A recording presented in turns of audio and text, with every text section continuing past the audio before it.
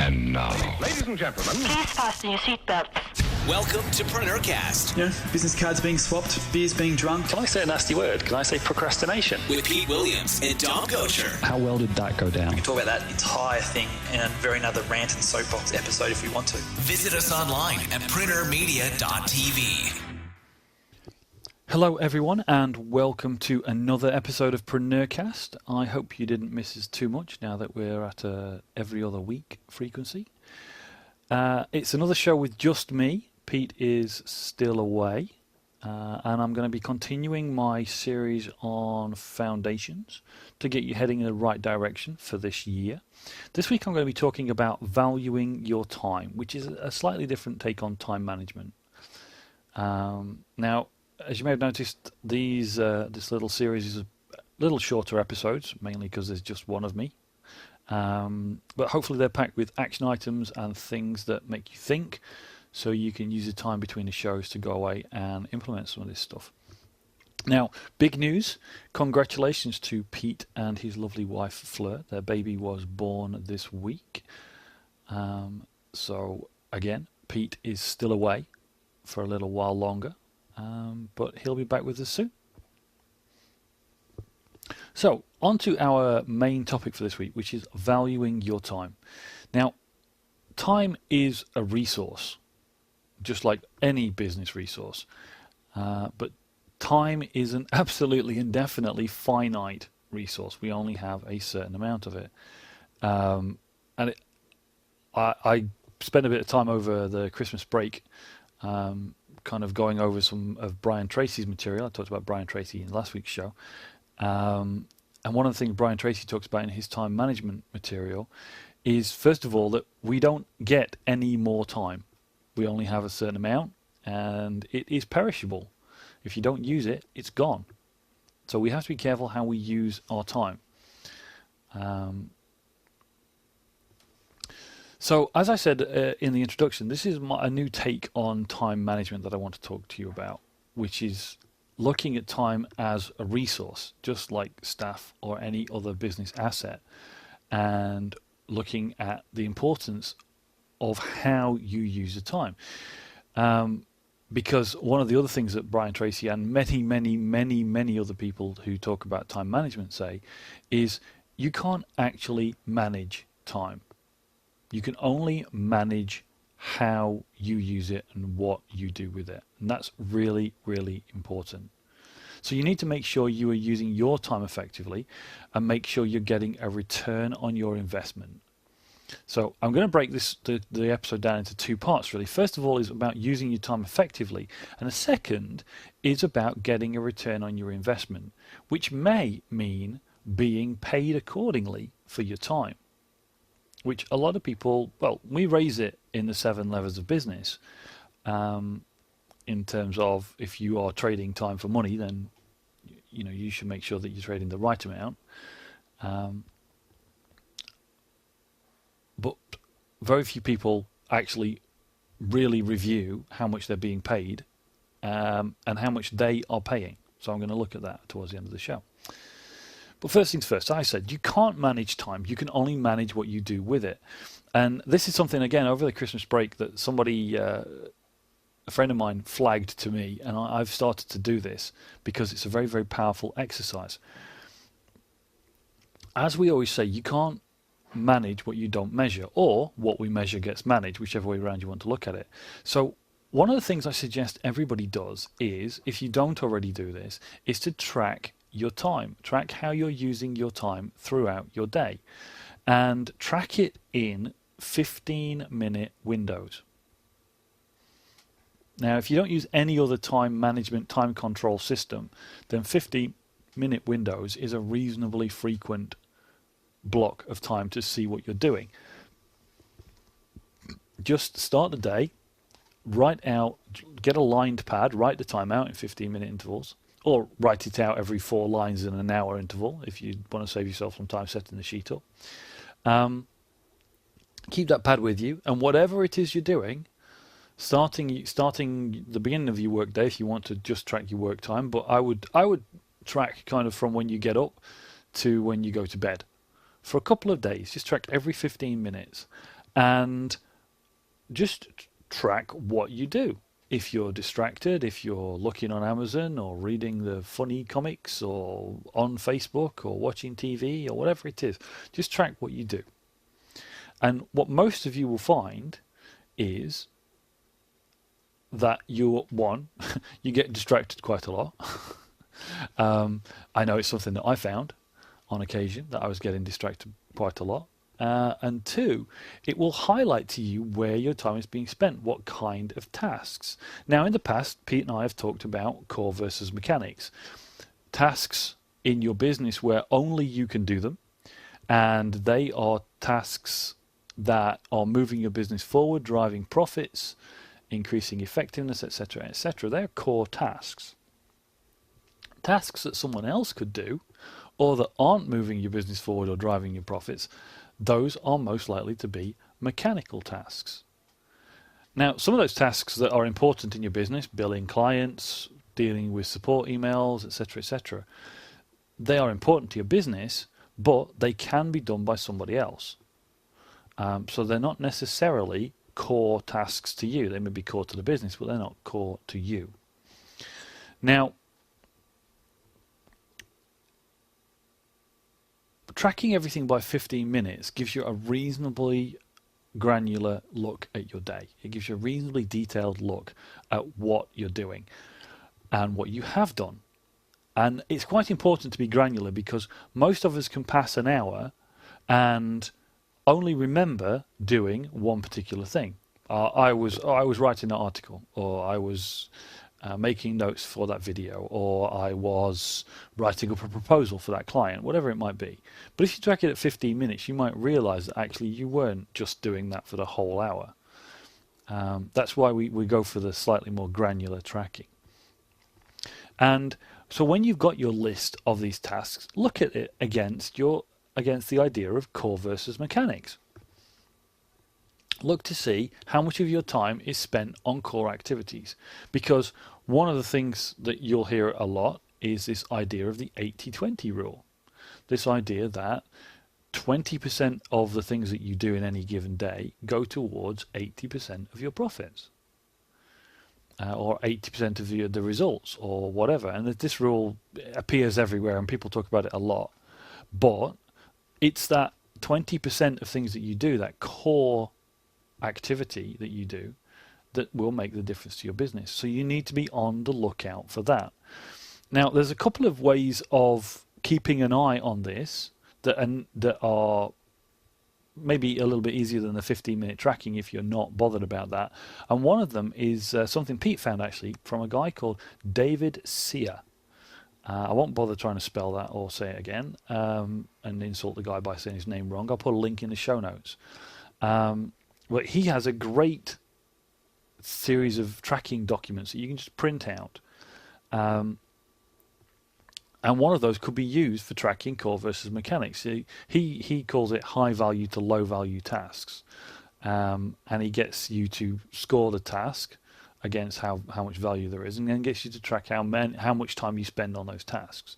So that's another way to track this information. But whatever you do, just keep an eye for a couple of days on how you spend your time. Now, another way to break this down is to look at the tasks before you start, and to look at how important they are and whether they need to be done, whether you need to do them, or whether they even need to be done at all. One of the things I talked about last week in terms of determination versus discipline was this idea that the biggest waste of time and energy is to perfectly complete a task that did not even need doing. And these are one of the greatest ways to save time and organize your time better, is to look for those tasks. Now, a great model, again, from Brian Tracy, is this idea of the ABCDE model. And the way that he breaks down his tasks, anything that he's been given to do, is to have an A task and a B task. The A tasks are the things that need to be done now, that you need to do as soon as possible, that will make the biggest impact on your business. The B tasks are pretty much everything else, things that will wait a little bit longer, that you can do later. He sometimes classifies those as A are urgent and important, and B's are important but not urgent. C-class tasks, in this case he uses C for standing for could do. They are things that you could do, but you don't really need to.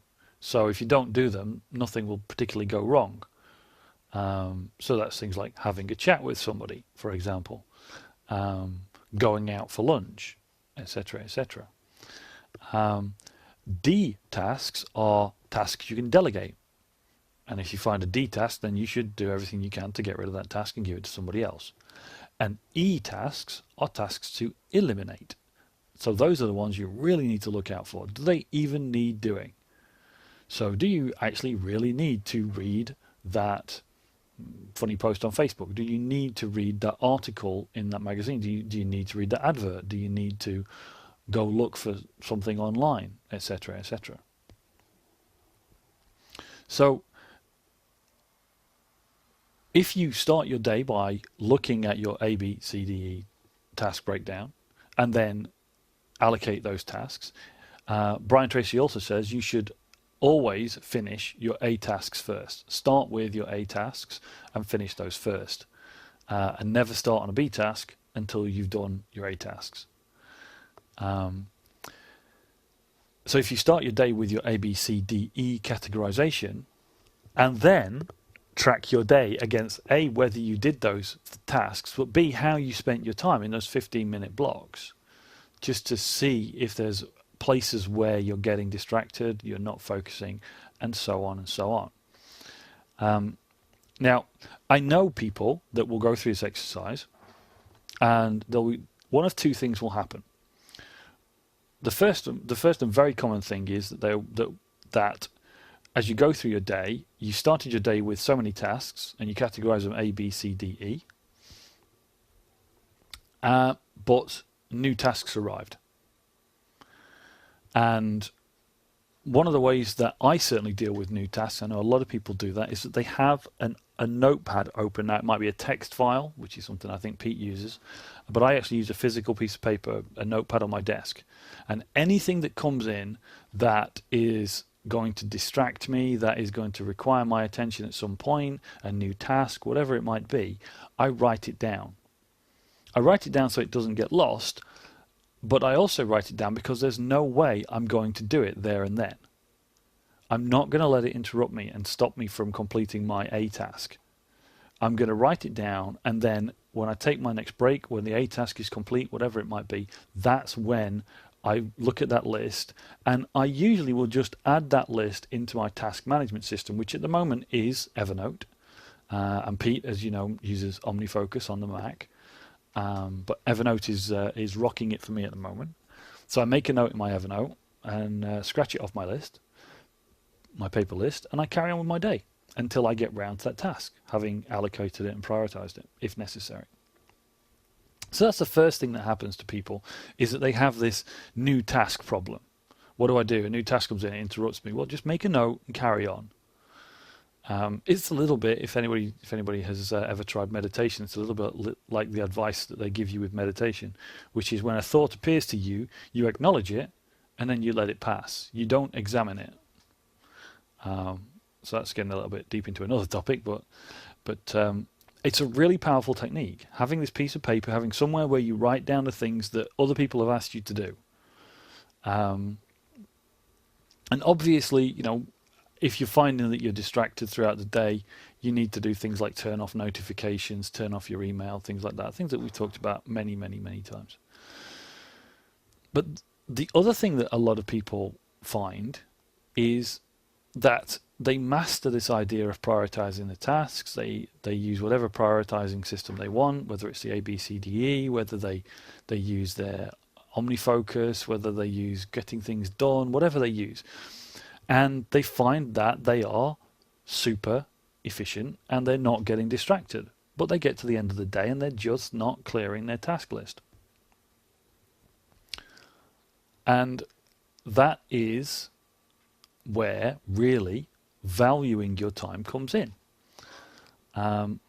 Because if you properly value your time, then you choose more carefully the things that you do with it and how you use it.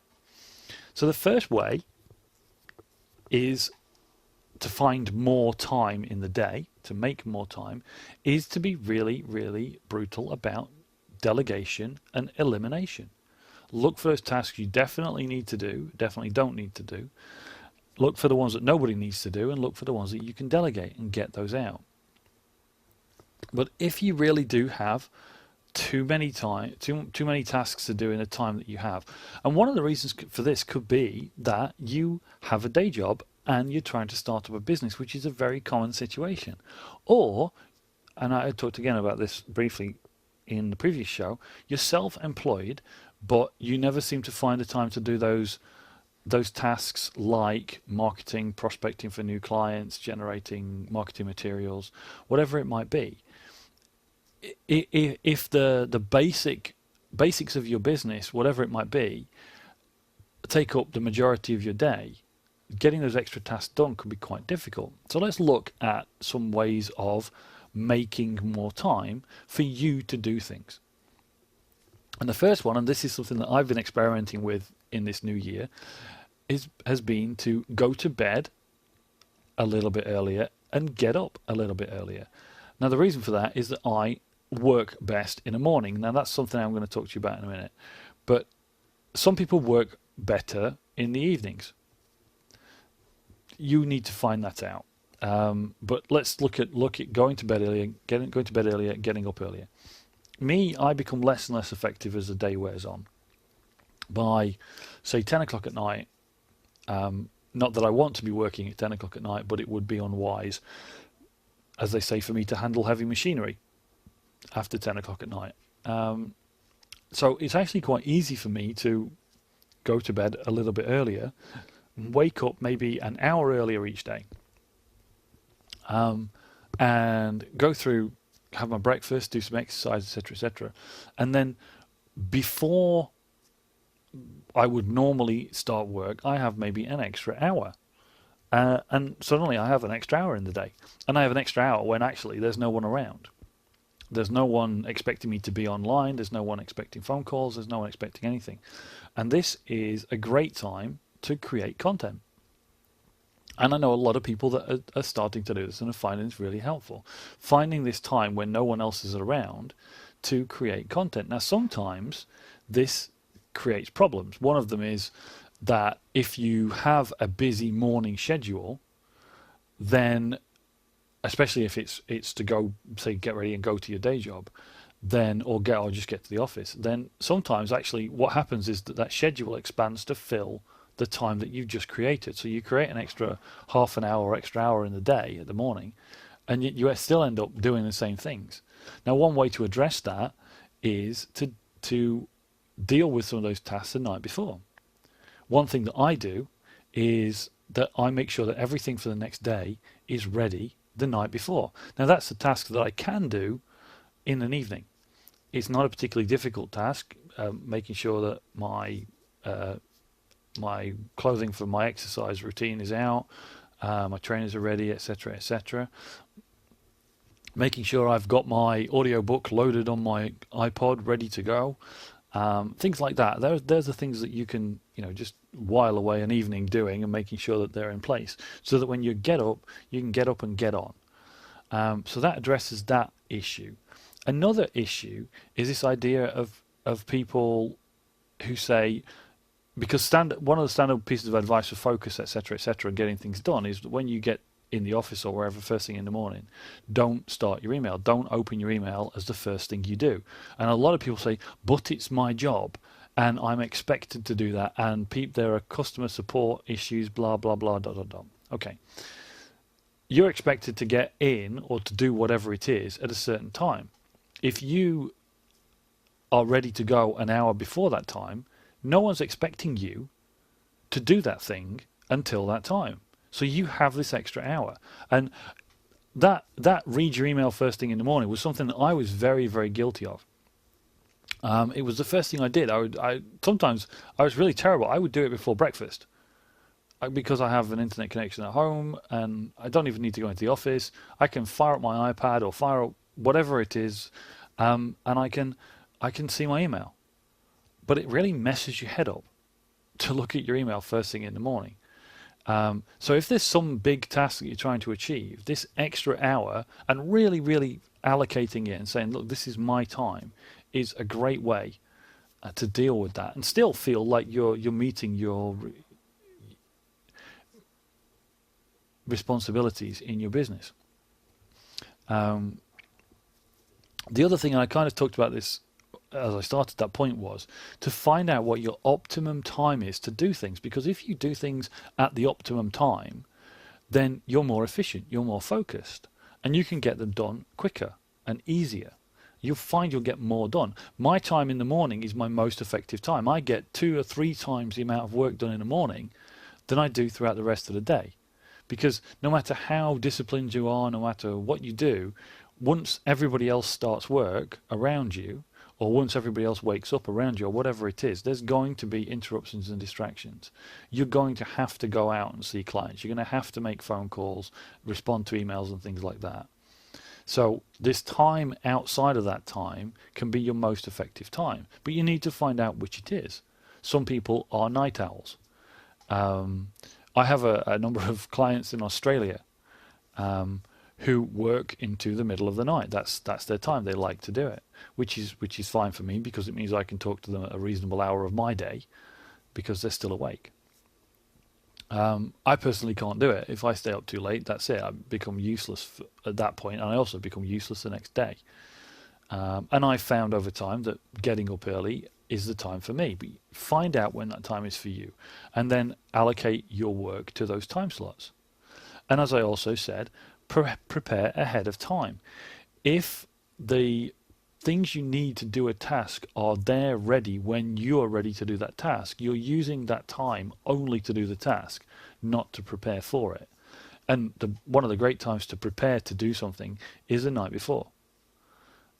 Making sure that all of your notes are up to date. If you're going to record a video, for example, or a podcast, then the night before is a great time to just go over your notes for that video, go over your script, go over the notes for the podcast, maybe even review support emails that you're going to have to answer in the morning, if that's what you're going to do, or look through forums and mark up the posts that you're going to respond to and make notes, things like that. Just get it all ready ahead of time so that you can apply that focus. Now, this is something that comes back to something that Pete and I have talked about a lot, which is the idea of core focus time, or critical focus time, depending on what you want to talk about. We call it core focus time because it's focusing on those core tasks, the things that are going to move your business forward. But one of the things that doesn't always get talked about is how you actually get the tasks lined up, get ready so that you're using that time most effectively. Because you need, the idea behind core focus time is that you allocate blocks of 25 minutes and you work solidly on a task. Now, one of the things I know a lot of people have done when they first start doing this is they spend the first 25 minutes getting ready to do the task. Well, that's not a good use of core focus time. If you have 1 hour in the morning before everything else that you think you're going to motor through a bunch of forum posts, for example, then the best thing you can do to make that time effective is the night before, line up those forum posts. Make a note of links to the forum posts in a text document or in Evernote or something like that. So you can literally just crank down them, click on the link, go to it and answer it. Maybe even think about what your answer might be or the key bullet points of what you want to respond with. So when you wake up in the morning and you're fresh and you're ready to go, you can just crank down that list and you could get 20 or 30 forum posts out in an hour, blocking your time out that way. But if you were to use your core focus time to find those posts in the first place, well, then you could spend an hour and find 3. Now, some of you may have come across Pete's method of dealing with this, which is that he actually outsources the finding of those posts and the building of a set of links to them. To his team, and they send him an email, and he literally just opens the email and cranks down it that way, which is another way of preparing ahead of time. Get somebody else to do the preparation for you. but that can definitely make more time for you. Anything like that, either do it outside of your optimum time, like the night before, or get somebody else to do that prep for you. And one of the things that it's really, really, really important to do in terms of handling your time, working with your time more effectively, is that you need to schedule downtime. Now, in the last show, I talked about determination versus discipline, and I talked about the dark side of determination, which can cause burnout because you are working and working and working because you can. And very often you don't feel it until it hits you, and then you've worked too much for too long without enough rest because you can keep going. You have all the energy. You do feel like you can go on forever, and one day you will just stop. And so it's really important, and that this is more so for people in industries that we call knowledge working. So people that are working to create information products, people who are designers, people who depend upon what's in their head to get their job done, which is becoming more and more common these days as a job. Because it's easy to spot when your body's tired, but it's not so easy to spot when your brain is tired, and your brain needs serious recovery time. It uses up a phenomenal amount of energy from your body and uses that energy up almost invisibly. You don't notice it, you don't feel it. It doesn't make you feel hungry. It can make you feel slightly tired and slightly blurry, but it's not something that lots of people are aware of and notice. Now, one way to handle that downtime, make sure you take it because you need it, is to put it in your calendar 90 days out. Now, some people say you should take 4 days every 90 days. And I would agree. I would agree that you do need to take some extended breaks. I have a policy personally of stopping on Friday afternoon and not doing anything on Friday afternoon, all day Saturday, until Sunday afternoon. So I'm effectively taking 2 whole days off. And I find that works for me and keeps me refreshed and keeps me going. But even at that, I still need to take extended breaks. And one of the best ways to make sure you take that break, whether it's an extra day or whether it is just a long weekend or even just a complete weekend, if you're even struggling with that, is to put it in your calendar 90 days out. 90 days from now, mark in your calendar, I'm taking a break. Because if it's 90 days out, there is absolutely nothing that can get in the way or needs to get in the way. There's nothing at all that you can't adjust with 90 days warning. So clients come to you and say, hey, I need this doing. When are you free? You can easily say, well, not then. It's that simple. So that's a top tip, is put it in your calendar 90 days from now that you're going to take some time off. And when you do take that time off, take the time off. Again, 90 days is enough time for everybody to cope with the idea that you're not going to respond to your email on a Sunday afternoon, as some of you do. 90 days is enough warning for everybody that you're not going to answer the telephone, that you're not going to be online. And do that thing where you spend time with everything switched off.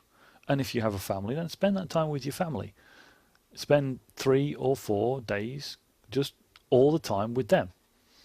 As I said briefly in the last show, this idea of it's about the quality of time that you spend at work and the quantity of time you spend at home.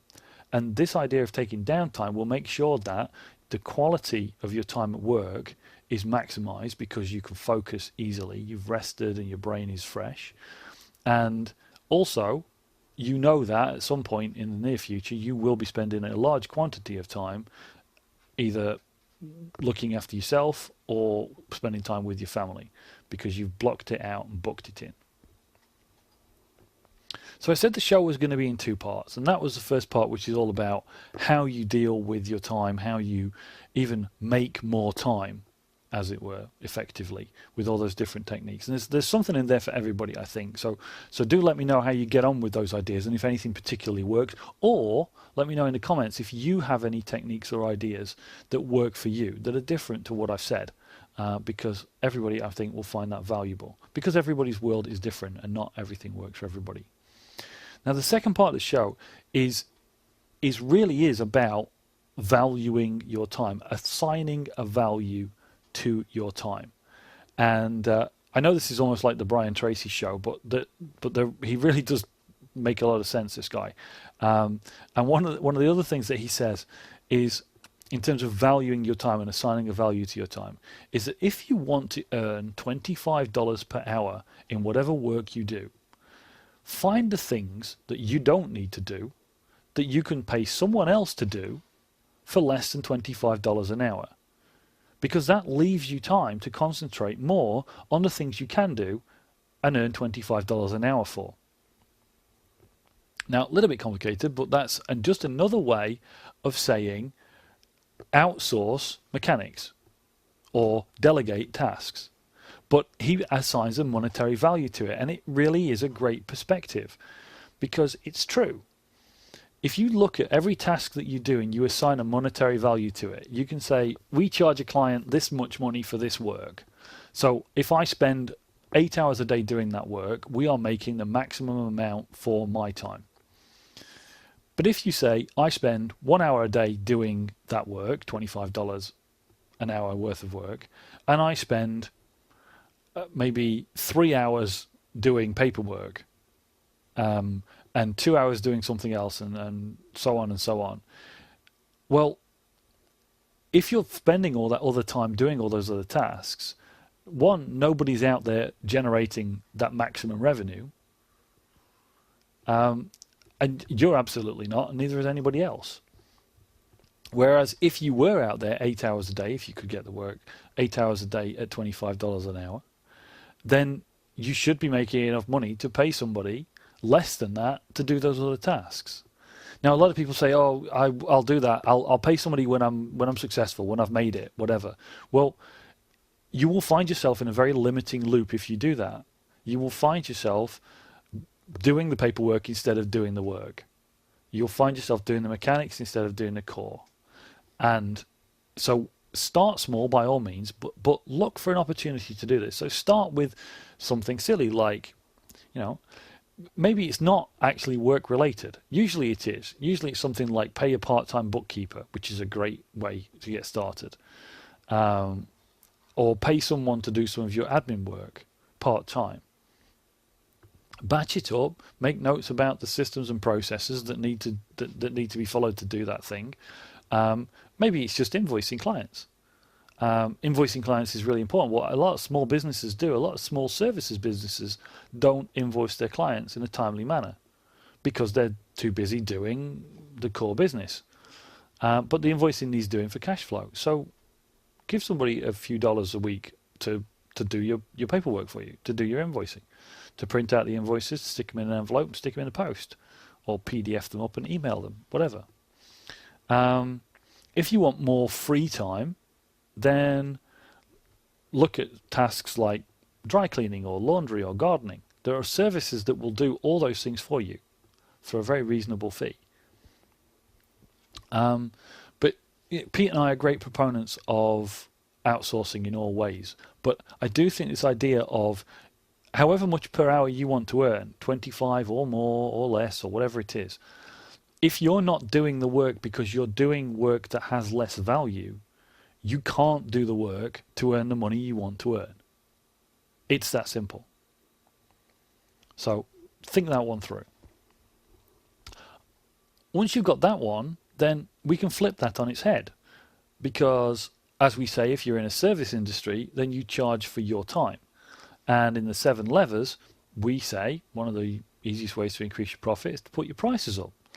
But a lot of people have a problem with valuing their time and valuing or putting a value on their time.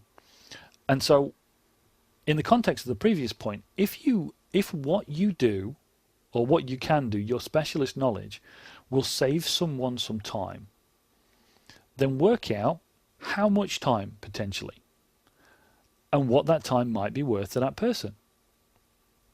And make sure that you charge appropriately. So if you provide a service to people who should be earning $25 per hour and you save them an hour, you can charge them anything up to $25 for the work that you do, because you're giving them back the ability to earn that $25. That really is the idea behind consulting, by the way. Consulting is the ultimate high-priced or high-value service. Pete and I charge a lot of money per hour for our consulting, but in 1 hour, we can tell you things that can save you days or even weeks of research or trial and error. So investing, and sometimes even years of experience we're bringing to the answer to these questions. So investing in us as consultants saves you a lot of time. And also, it saves you lost opportunity, because if you're not doing those things, if you're not doing those $25 or more activities because you're busy researching and going through exercises, trial and error, etc., etc., if you're doing the other things, then you're not running your business. So as consultants, we can save you a huge amount of time and give you back all those opportunities that you would lose by focusing on these other tasks. So we can charge a lot of money per hour for our time. So when you market your services to people, be sure to keep that in mind. This is as we say, this is the what this will do for you bit of the sales pitch. Because by saving that person time, you're giving them back the opportunity to earn money. So just keep that in mind. So those are two perspectives about valuing your time, both in making yourself more effective in your use of time, which is a slightly different take on time management, because we can't manage time, we can only manage how we use it. So the first part was about being more effective with your time, and second of all was genuinely in valuing your time, whether it's from how much you delegate out and what return you get on that, and therefore return on investment, or how much you charge if you're a service-based individual or service-based business, how much you charge for your time and your services based upon how much time you're saving people. So hopefully that was another thought-provoking episode for you.